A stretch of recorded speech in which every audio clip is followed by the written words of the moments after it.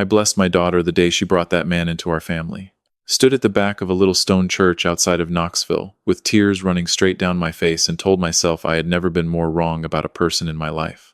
Because I hadn't liked him at first. Took me 2 years to come around, and the morning I finally admitted he was exactly who she always said he was, it was not at a Sunday barbecue or a Christmas table. It was in a law office on a Tuesday, staring at a stack of documents that told me my own daughter had been quietly dismantling everything I'd spent 38 years building. And the man I'd once tried to talk her out of marrying was the only reason I still had anything left to lose. My name is Raymond Goss. I'm 74 years old. I spent 36 years as a civil engineer for the county of Knox, Tennessee, before I retired in 2014. I built things meant to last: roads, drainage systems, flood retention structures, the kind of infrastructure nobody thinks about until the day it isn't there. I was good at reading plans, good at catching the flaw in a blueprint before it became a problem in the real world.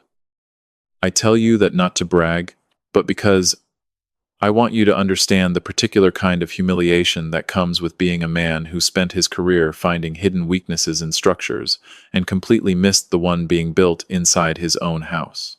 My wife Patricia Patty, to everyone who loved her, which was nearly everyone she ever met, was diagnosed with Parkinson's disease at 67.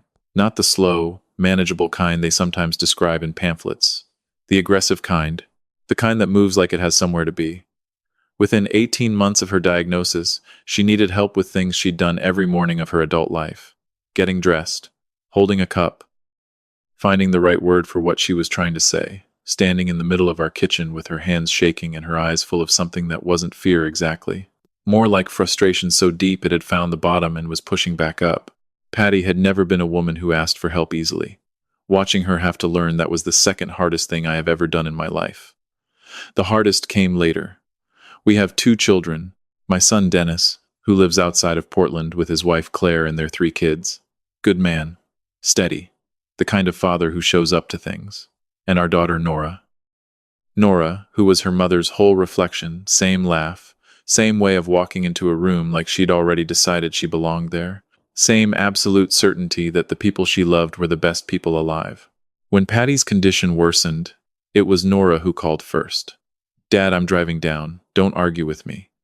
She was living in Nashville at the time, about 3 hours south, close enough to come, far enough that coming meant something. She moved back to Knoxville for 6 months, quit a job she'd held for 7 years. Slept in the guest room down the hall, and learned Patty's medication schedule inside out. I wrote it on a whiteboard in the kitchen, in her mother's favorite color, so Patty could see it from her chair and still feel like she was tracking her own life. I cannot tell you what that meant to me. I'm not built for that kind of sentence. What I can tell you is that I stopped being afraid to leave the house for more than 2 hours. That was the gift she gave me. The first real exhale I'd had in months. I thanked God for her every single night. Here is the thing about gratitude when you're running on no sleep and pure love and the particular dread of a man who knows the math doesn't work. It closes your eyes to what's in front of them. I'm not making excuses. I'm telling you how it happens. Because somebody listening to me right now needs to hear the shape of it before they find themselves standing where I stood. It started so small, I wouldn't have seen it under a microscope. Month 4 of Nora being back home, she sat down with me at the kitchen table on a Sunday evening. She had a folder. People who are about to take something from you always come with a folder. I know that now. She set it down gently, the way you'd set down a gift you were hoping someone would like. Dad, she said, I've been looking at your finances. I want to help you get organized, because right now, with everything on your plate, I'm worried things are going to slip through the cracks, and she was right about that. I had missed a utility payment, a small thing, but it rattled me. I was not a man who missed payments.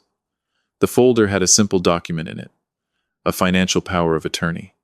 She'd had it drawn up by a lawyer in Nashville, she said, just so she could handle things while she was here. The bills, the insurance, the bank calls that ate up whole mornings. Just to make it easier, Dad. Just while things are hard. I was tired. I was so tired in the way that doesn't live in your body, but somewhere lower, somewhere in the part of you that decides what's worth fighting and what isn't. And this was Nora. This was the girl who used to sit on the kitchen counter while her mother cooked and talk about everything and nothing for hours. This was the child we had raised. I signed. She had it notarized the next morning at a UPS store on Kingston Pike. Mentioned it to me that evening the way you'd mentioned the weather. Done and filed, she said. Now you don't have to think about any of it. I slept better that night than I had in 4 months. That is the detail I'll carry with me the rest of my life. The night I handed her everything, I slept like a man who'd finally put down something heavy. Now step forward with me. 16 months. 16 months of Nora managing the accounts, the insurance calls, the pension paperwork. 16 months of Patty slowly losing ground and me pouring every cell I had into holding her steady. There are no words for what those months were like that don't sound like cliches the moment you say them, so I'll just tell you this.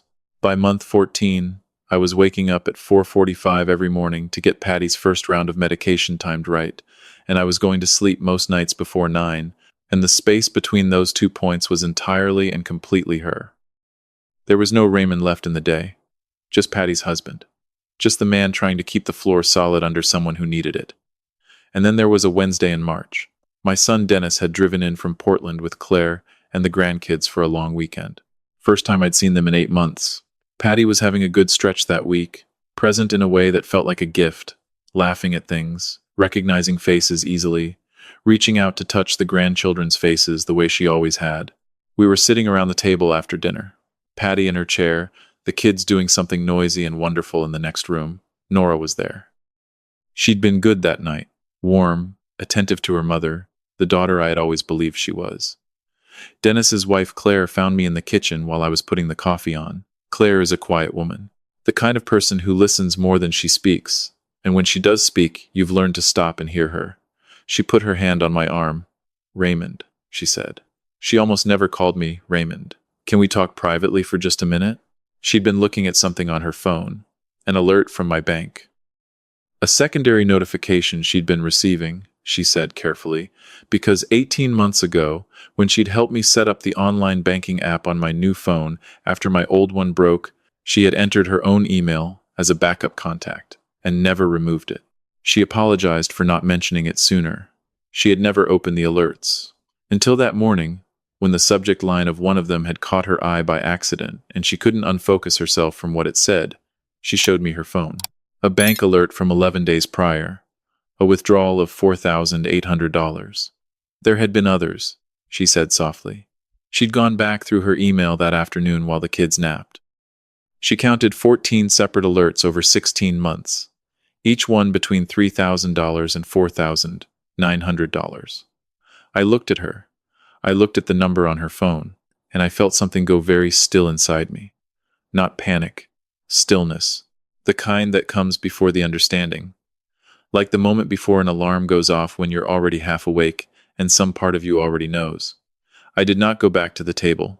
I told her I needed some air, and I stepped out onto the back porch, and I opened my banking app for the first time in what I can only admit now was far too long. Nora had been handling the finances. That was the arrangement. That was the deal I had made and handed her, and then let go of completely. The balance in my primary retirement account was $47,200. There had been $340,000 in that account.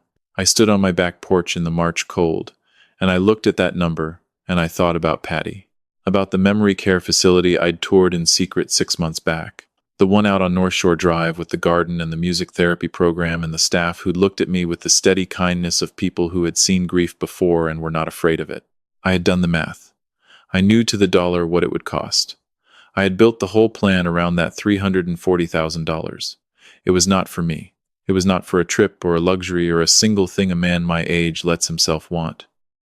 Every cent of it was a wall I had built around her future, 1 decade at a time, $47,200.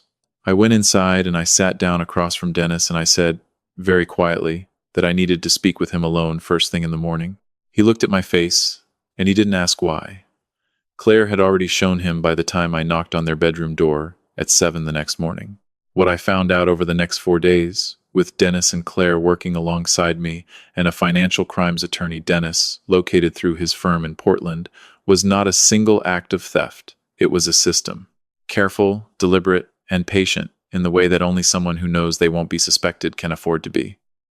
Nora had been making structured withdrawals, always under $5,000. Never the same amount twice in the same month. Never at regular intervals that might form a visible pattern on a statement. She had changed the mailing address on 2 of my accounts to a P.O. box she rented downtown, so the paper statements had stopped coming to the house without my ever noticing, because I had handed her the finances and trusted the floor I was standing on. She had redirected a portion of my pension deposit into a secondary account she'd opened in both our names, an account I had never once thought to check because I didn't know it existed.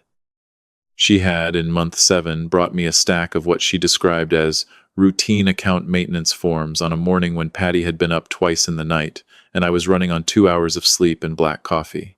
I signed where she pointed. Somewhere in that stack was a beneficiary designation form. It removed Dennis and Claire's children from my retirement account entirely and named Nora sole beneficiary. My own signature. My own pen. I did not read a line. And then there was Patty's account.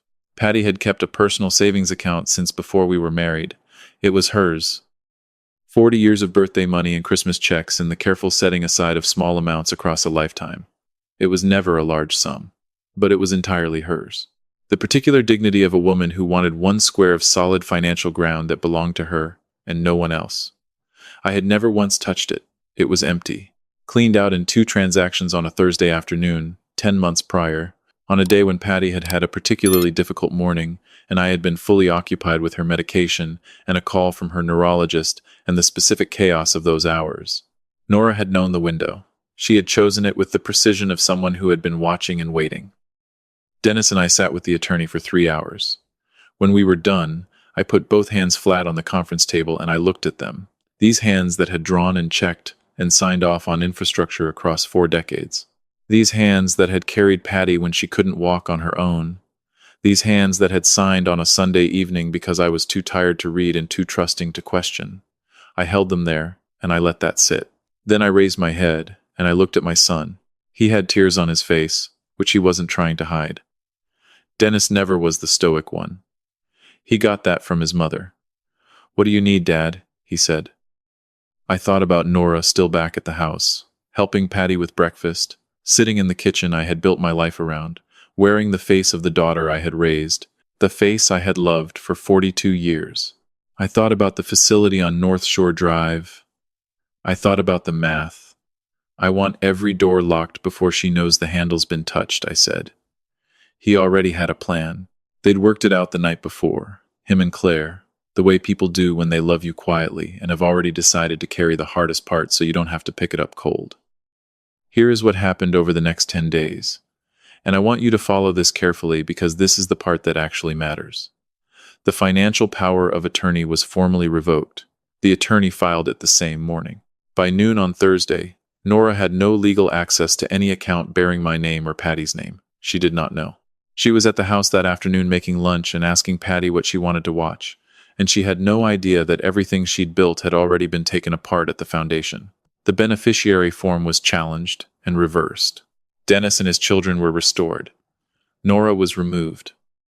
The structured withdrawals were documented and filed with the Financial Crimes Unit of the Knox County Sheriff's Office. The detective assigned to the case, a woman named Sergeant Anita Rowe, told our attorney that the documentation we brought in was among the clearest she had received in a case of this kind. Claire had organized it, color-coded by account, chronological, with a 1-page summary that laid out the total in plain language. That was Claire. That was who she was. The pension redirect was identified, frozen, and returned to the correct account. And then I called Nora and told her I wanted her to come for dinner that Friday. "Just family," I said. "Dennis is still in town. Your mother's been asking for you. Bring that bread you made at Thanksgiving, the one she loves." She came with the bread and a bottle of wine, and the absolute easy confidence of a woman who had no idea the ground had already shifted beneath her. It was a good evening in the way that only the hours before a reckoning can be. Patty was warm and present, sitting at the table in the blue cardigan she always reached for, talking about a trip we'd taken to the Smokies in the early 90s, remembering it in the particular vivid detail that sometimes returned to her when larger things were already slipping. She reached across the table at one point and covered Nora's hand with both of hers and said, "I am so glad you came home, sweetheart. You don't know what it meant to us." Nora smiled. She looked at her mother with an expression I had been reading as love for 42 years, and I no longer knew what to call it. Dennis sat across from her, quiet, holding it together the way he had held it together for 10 days, and I have never been more proud of my son than I was at that table.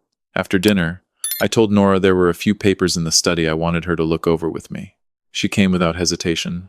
"Of course, Dad." She stood in the doorway of my study, the room where I had drawn plans and paid bills and called the insurance company on hold for 45 minutes more times than I could count. And I said, "We have a couple of visitors coming." She looked at me. Her face changed. Two detectives from the Financial Crimes Unit, plain clothes, calm and unhurried, knocked on my front door at 8:17 in the evening. I opened it. I stepped aside. I watched my daughter understand, in the span of about 3 seconds, that this was not a surprise she could explain her way out of. There was no explosion from her. No screaming. No breaking down. What crossed her face first was something I've turned over in my mind many times since, and the only honest name I have for it is calculation. Even then, even in that doorway, Dennis came and stood beside me. He didn't say anything. He didn't need to. And then Patty called from the living room, in her sweet, slightly tired voice, the voice she used at the end of a good evening. "Nora, are you leaving? Come say goodbye before you go, honey." We stood in that hallway and no one moved. Nora looked toward the living room. Her mother's voice hung in the air between us. "Come say goodbye, honey," the way she'd said it 1,000 times. Every college departure, every holiday ending, every ordinary Sunday for 20 years. I will not tell you what Nora's face did in that moment. Some things are private even now, but I will tell you that Dennis had to put his hand on my shoulder, not to hold me back, to hold me up. Patty would not fully understand what had happened. Her illness had already taken the processing speed, the way it sometimes does, and a scene like this would move too fast and land too hard, and she would emerge from it confused and frightened rather than informed. And Nora knew that. She had always known it. She had spent 16 months relying on it. One of the detectives stepped aside to let her pass. Nora walked into the living room. Patty looked up and smiled, her full, open smile, the one that had started me falling in love with her mother in 1978 and had never once stopped working on me. "There you are," Patty said. She lifted her hand. "Come here. Let me look at you." She took Nora's face in both her shaking hands the way she did with all the grandchildren when she wanted to see them clearly. "You are so beautiful," she said simply. "You always have been, just like when you were small." Nora said goodnight. That was all she said. The detectives walked her out to the front porch. I watched my daughter leave through my own front door. I thought about $340,000. I thought about Patty's small private savings and 40 years of careful setting aside. I thought about the facility on North Shore Drive, and the woman in the blue cardigan in my living room who still believed, and would continue to believe, that she had just said a sweet goodnight to her daughter after a lovely family dinner. Patty's illness would keep Nora safe from ever watching her mother's face change. That mercy was something Nora had never had to earn and would never be made to lose. Dennis came and stood beside me at the door. We watched the car pull away. Neither of us spoke for a while. Then he said, quietly, "What do you need, Dad?" I thought about it for a long moment. "I need to go sit with your mother," I said. Nora pleaded guilty. The case the attorney and Claire had built was too complete, too precisely documented for any defense to make headway against it. Elder financial abuse, criminal fraud, federal structuring charges that Marcus's counterpart in Knoxville confirmed carried their own weight completely independent of the theft. The restitution order came back in pieces. Some of it has returned. Some of it won't. I have made a version of peace with that. Some days that version holds better than others. But here is what I need you to hear, because this is the reason I'm telling you this story at all. Patty is at the facility on North Shore Drive. The one I walked through in secret and prayed over in the dark. The garden is real. The music therapy is real. The staff is exactly what they looked like when I shook their hands. There were pathways. Our attorney found them. Options I hadn't known existed for protecting care, even when the account has been pulled down to almost nothing. She is there. She is being looked after. The life I built around her is not the life I drew up, but she is safe inside it. That is the whole world to me. Now here is what I want you to carry out of this. The danger will not look like danger. It will look like your daughter, who quit her job and drove 3 hours because you needed her. It will look like someone lifting the thing you can barely hold and holding it so easily you stop thinking about what's in their hands. It will look like love so precisely that you will not see it until someone who loves you differently and quietly shows you what's been happening while you were looking somewhere else. And the person who saves you will probably be the one you almost didn't let in, the one you needed time to trust, the one who sat at your table for years before you saw them clearly. Pay attention to that person. They are worth every year of doubt it took you to find them. I want to ask you something, and I want you to sit with it tonight before you answer. If it had been your daughter, could you have waited 10 days? Could you have sat across a dinner table and passed the bread and said nothing? For her sake, for her mother's sake, for the sake of doing it right instead of doing it loud? I don't know that I was built for it. I only know that I found it when I needed it. And I found it because I thought about Patty on North Shore Drive and decided she was worth every quiet, careful, surgical day of the wait. Type a 1 in the comments if you think I did right by taking the quiet road. Type a 2 if you think I should have looked her in the eye at that dinner table and said every true thing out loud. Type a 3 if you honestly don't know what you would have done, because that is the answer I respect most, and you won't be alone down there. And tell me where you're listening from and what time it is where you are. I read everyone. If you've ever had someone use your trust as a tool against you, if you've ever signed something because you were too tired to read it, if you've ever looked back at a moment and understood for the first time what was actually happening in it, tell me. You are not the only one in that comment section. Not close. If this reached you at all, do me one kindness before you go. Subscribe and hit like, so the next person who needs to hear this can find their way to it.